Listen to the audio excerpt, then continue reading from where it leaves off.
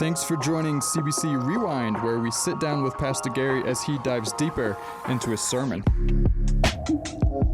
All right, CBC, thank you for tuning in today. We've got Pastor Gary with me. How are you?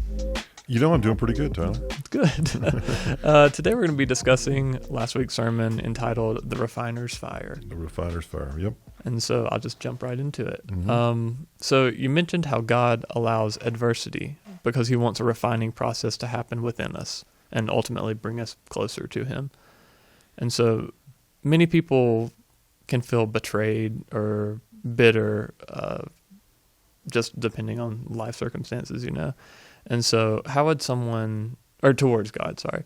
And so how would someone who is having these feelings of bitterness towards God, like, go about seeing that as a refining process, and that the trials will ultimately bring you closer to him?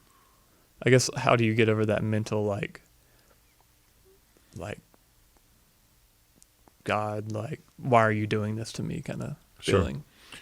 Yeah, this whole concept that God does not tempt. Mm-hmm. Okay, so that's the first thing. So we don't want to put that on him. That's not him doing that. It's our own flesh or our adversary who's doing that. So let's look at it. We live in a fallen world, a crummy, yucky, fallen world sometimes. So as I say often, it's inevitable that we're going to have difficulty. It's part of the human dilemma. You and I get up every day, and we live in a world that can offer us a myriad of options. Some are painful. Some that we, by poor choices, bring upon ourselves, like our health, our diet. We can't absolve ourselves of personal responsibility for some sicknesses, not all. We cannot take care of ourselves. We cannot be good stewards. So we can't say that God brought this on me. We have to ask the question, first of all, do I have a personal responsibility in this test or this trial, this challenge being a reality? Okay, that's a good question. Hopefully we have a good answer. Secondly, we don't have any idea, this is an interesting thought, we don't have any idea what we've been spared, what has not come our way that would have if God didn't prohibit it out of his sovereignty. Think about that. The illnesses, the accidents, the automobile accidents, the relationships that never were forged, the danger that we knew nothing about. Who knows what that is? One day we will, I guess. So let's take that into account. Now, let's realize that God isn't putting some challenge on us necessarily, some test, as much as it's a product of our world, our nature, and the nature of others. So now we have to ask the question, what do we do with that? I think God is always in a refining process. If the goal of the refining process is to draw us near to him and remove anything between us, then I'm sure he's for it. And I'm sure he's for it without adversity as much as he's for it with adversity. Probably more for it without. So that's what he's interested in. So let's never escape the main thing about him, is that he wants a loving relationship with us, fellowship. So tests are going to come our way, trials, tribulations, and they came his way. So it's not as though he has executive privilege and he's opted out. He doesn't give himself an out. No, he came as our representative and walked through those very waters that we ourselves walk through. So how do you not get a hardened heart toward him? Well, I remember this scene in Forrest Gump. Lieutenant Dan has gone fishing with Forrest Gump. They're shrimping and they can't catch a thing. And he goes up to the crow's nest or whatever you call it, the top of the mast, and he's missing 2 legs, and he screams at God in the middle of a lightning storm. Not quite advisable. But what's the point? Well, the point is he was communicating with God. That's the first thing we cannot let go, is our communication. In any relationship, we have to continue to communicate so as to rebuild the relationship. Now, it has to be earnest communication. So remember, anger's not a sin. We've covered this a million times.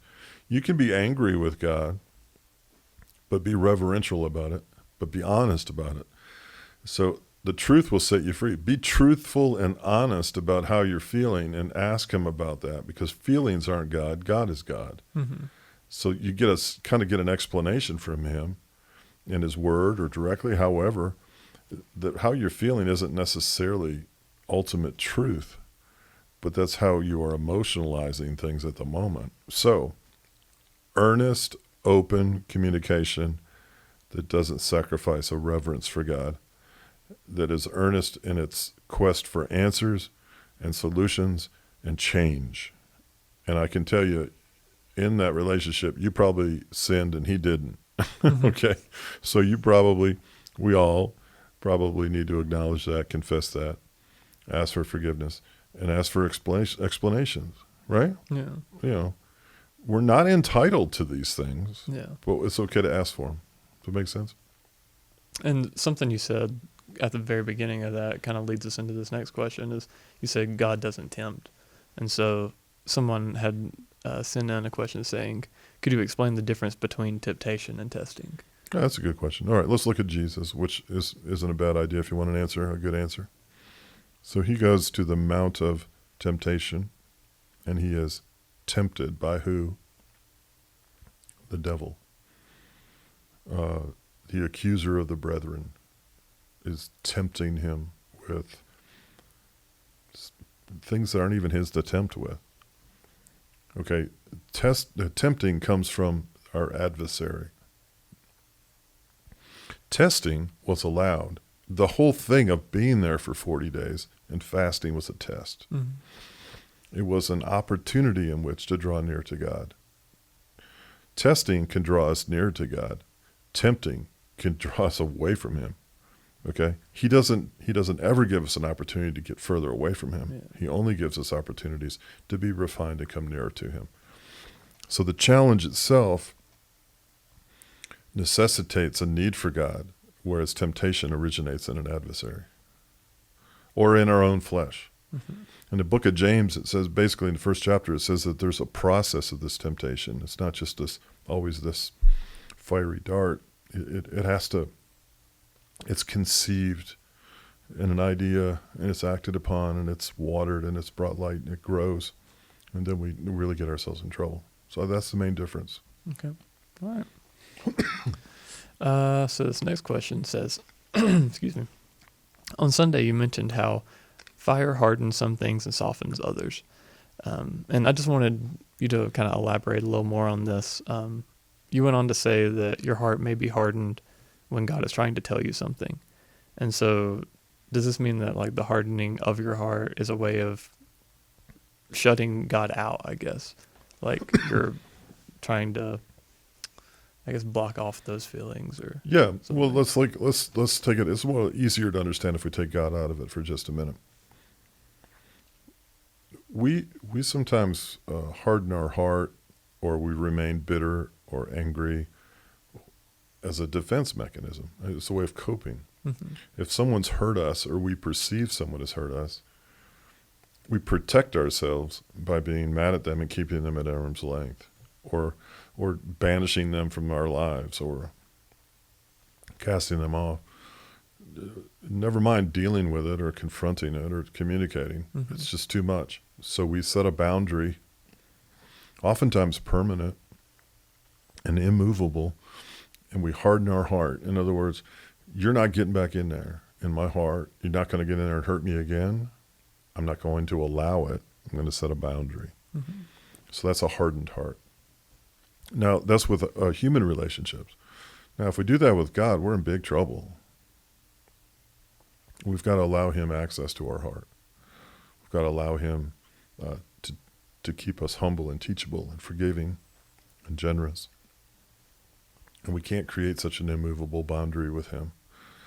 Remember, 2 weeks ago, my word is a rock that breaks, a hammer that breaks a rock to pieces. Mm-hmm. If God's word is a hammer that breaks a rock to pieces, what does it do with a hardened heart? It's going to bust. He's going to bust it up. Yeah. We're going to waste our time hardening our heart towards him. We just need to realize he's God and we're not. All right. Well, that about does it for us this week. But hopefully, depending on the weather, we'll be outside for this Sunday. It's kind of 50-50 right now, but what can we be looking forward to in your message? Daniel chapter 3 talks about the fiery furnace and Nebuchadnezzar and the fourth figure in the fire, and how Jesus has gone through affliction, any affliction that we go through, and he is with us in it. And how do we access him in that? And how does his holy fire differ from that of others who seek to destroy us? So it's going to be an interesting morning, whether it's in or outside. And there's no shortage of people out there who have overcome affliction or are in an affliction of some kind, some test. And I think it's comforting to know that Jesus is there with you, but to say it and communicate it in such a way that it's more than he's just there with you. He's in you, and he's leading you, and he's going to lead you out of those flames. When you feel the most overwhelmed, he's the most accessible. So we'll figure out what his mission and role was in terms of our pain, our grieving, our loss, our emptiness, our loneliness, our everything that we struggle with. And how accessible is this Jesus in the furnace of affliction. So we'll see what it says, what the word says. I'm looking forward to it. Okay. Are you really? I am, yeah. I'm glad. All right, well, thank you for joining us today, and we'll see you next week for another CBC Rewind. Thanks for listening, and don't forget to email Gary your questions at askgary@cbchighlands.com.